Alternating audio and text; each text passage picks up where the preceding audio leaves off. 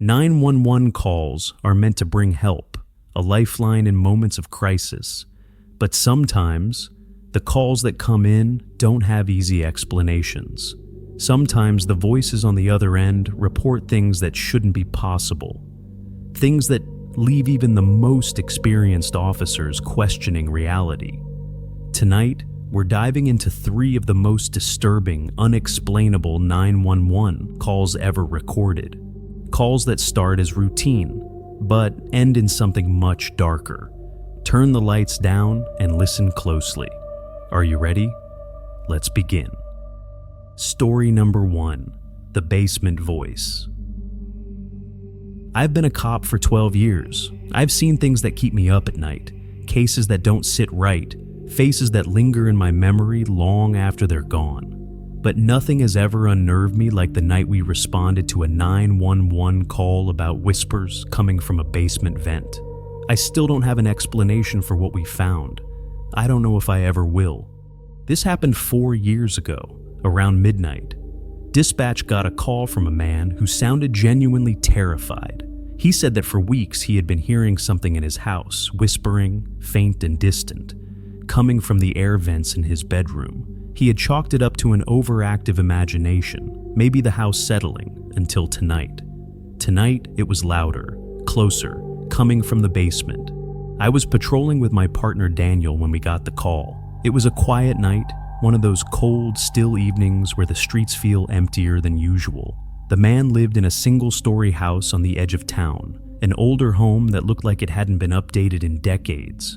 Dim porch light, overgrown yard, a place that felt forgotten.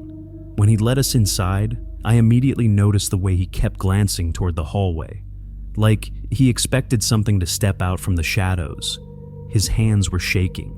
"I need you to check the basement," he said. "Is there an entrance from outside?" I asked. "No, only through the kitchen." That was the first thing that unsettled me. If someone was down there, they would have had no easy way in or out. And yet, the way he spoke, it was like he already knew we'd find something.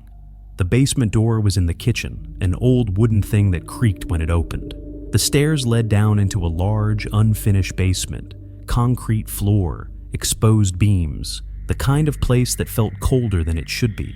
A single bulb dangled from the ceiling, casting long, deep shadows along the walls.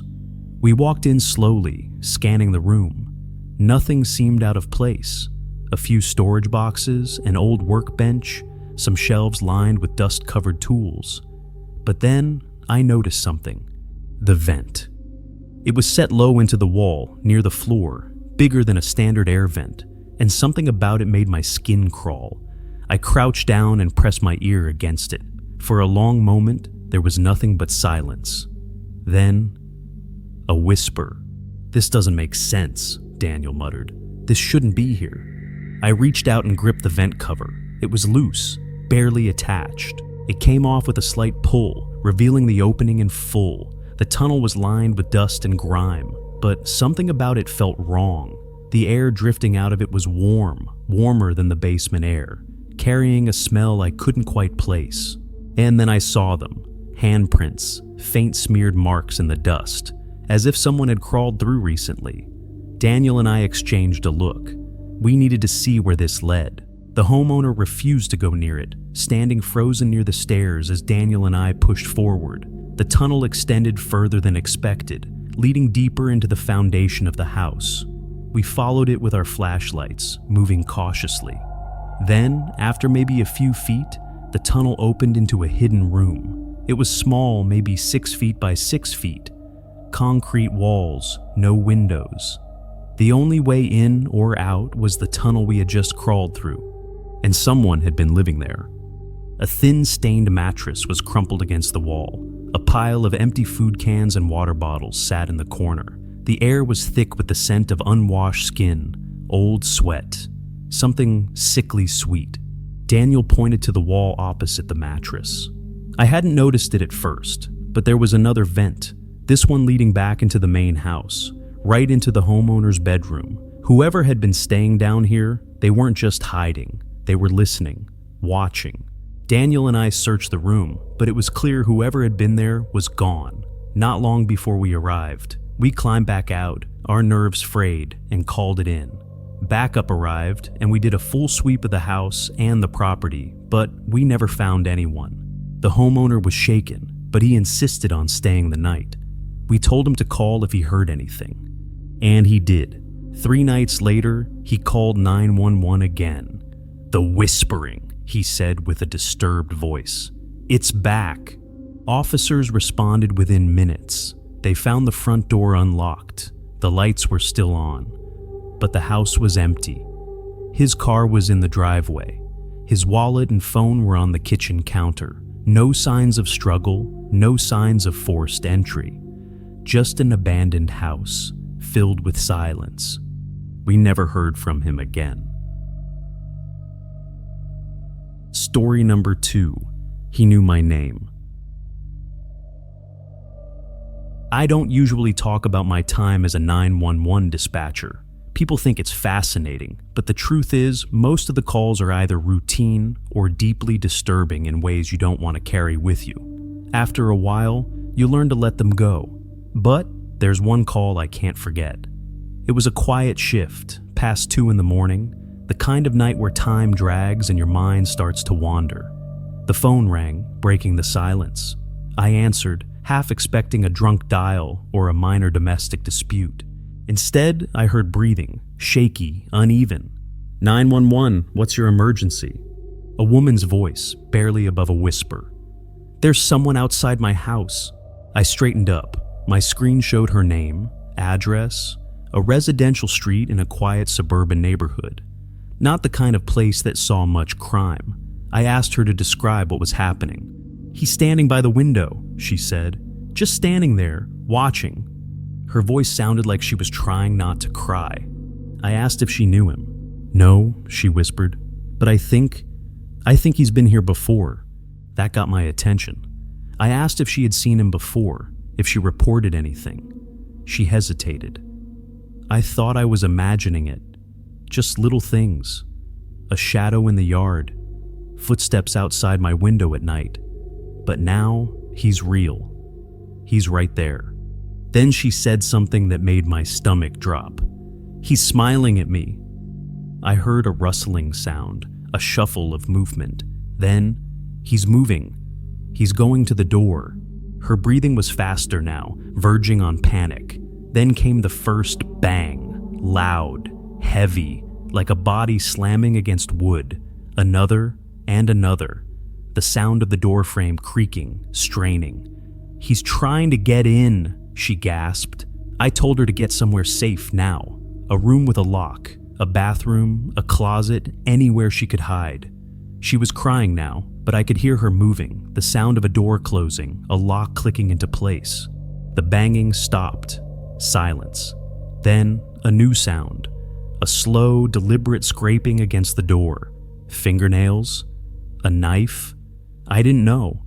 I just knew it wasn't good. Then, he's whispering. I strained to hear, but I couldn't make it out. Something spoken too softly to understand. Then, something sharp, something clear. "I know you're in there." Her sob was barely contained. "Please," she whispered to me. "Tell them to hurry." I did. The officers were only minutes away. But minutes are an eternity when you're trapped. And that door, it wasn't going to hold much longer. Then, silence again.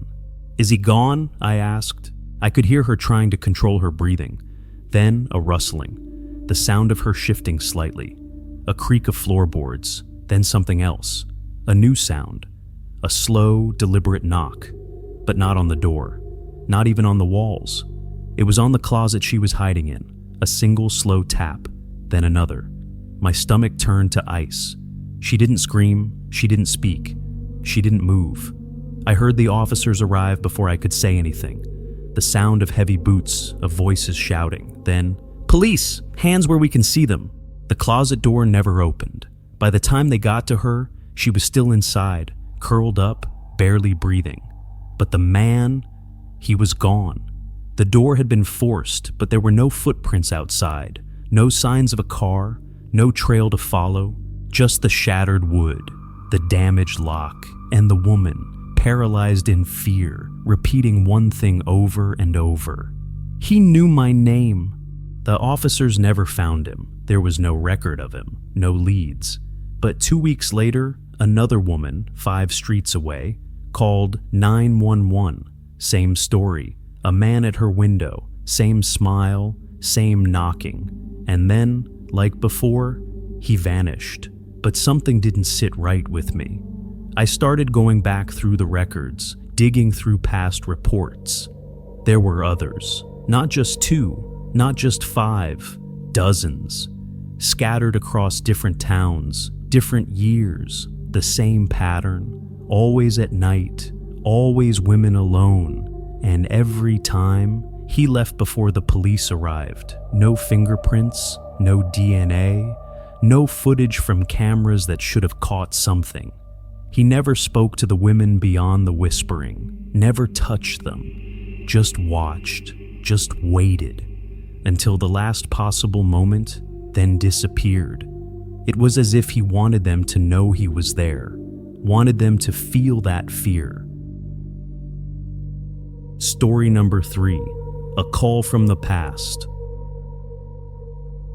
I was sitting in my squad car, sipping lukewarm gas station coffee when the call came in, a child's voice barely above a whisper. "Hello? Can you help me?" The dispatcher tried to get details, where he was, what was wrong, but the boy just kept whispering, his voice trembling. He said there was someone in his room, standing in the corner, not moving, just watching. That was enough for me. I hit the lights and sped to the address, a house in the older part of town. The neighborhood was mostly abandoned, foreclosures and boarded up windows, the kind of place where time seemed to stop. I knocked. "Police! Anyone inside?" Nothing. Just the creak of the door moving with the wind. I pushed it open and stepped in, my flashlight cutting through the darkness. The house smelled of dust and mildew, the kind of stale air that settles when a place has been left to rot.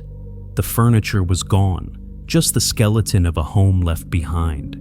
I moved cautiously, checking room by room. The walls were covered in old, peeling wallpaper. Some sections clawed away as if someone had scraped at them with desperate fingers.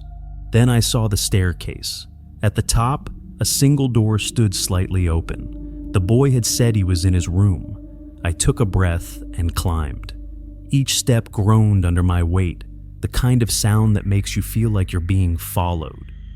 When I reached the door, I pushed it open fully. The room was empty. No furniture, no signs of life. Just bare wooden floors and a cracked window. But the phone was there. An old landline, sitting on the floor in the center of the room. The receiver was off the hook, a dull tone humming from the speaker. I walked over, crouching to pick it up. Static. Just faint static. I hung it up and stood, my pulse pounding. The boy had called from here. I knew he had. But there was no sign of him. No bed, no belongings. Nothing that suggested a child had lived here in years. Then I looked at the corner of the room, the same corner the boy had whispered about. I turned my flashlight toward it, expecting, I don't know what. But there was nothing.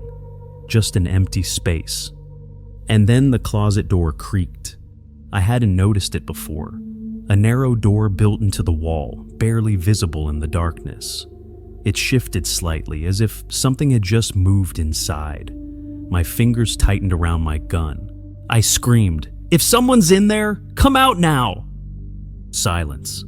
I stepped forward, my heart hammering. I reached out, grabbed the handle, and pulled it open. The closet was empty. Just a small, dusty space. A gust of wind howled through the house, slamming the bedroom door behind me. My nerves snapped, and I whirled around, my breath coming fast. I needed to get out. There was no child here. There never had been. I left that house and never looked back. But the call haunted me. The phone records confirmed it had come from that address. But the house had been abandoned for over 20 years. I started digging, and that's when I found it. A missing persons report, decades old. An 8-year-old boy vanished without a trace. that was strange enough. But then I did the math.